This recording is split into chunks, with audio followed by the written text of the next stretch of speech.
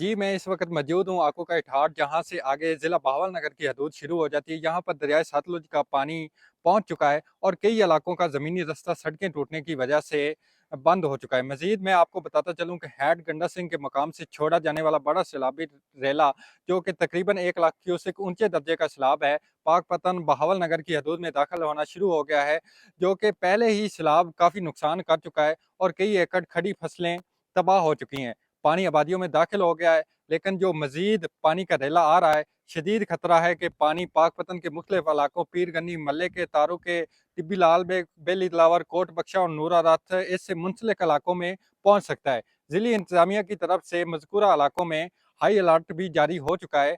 दरियाई इलाके के लोग नकल मकानी करके महफूज मकामात पर मुंतकिल हो जाएँ, क्योंकि किसी भी टाइम बड़ा सैलाबी रेला इन हदूद में दाखिल हो सकता है और इसलिए किसी भी परेशानी से बचने के लिए पहले ही अपनी तैयारी मुकम्मल कर लें और अपना सामान, जानवर महफूज मकामात पर मुंतकिल कर लें। जी।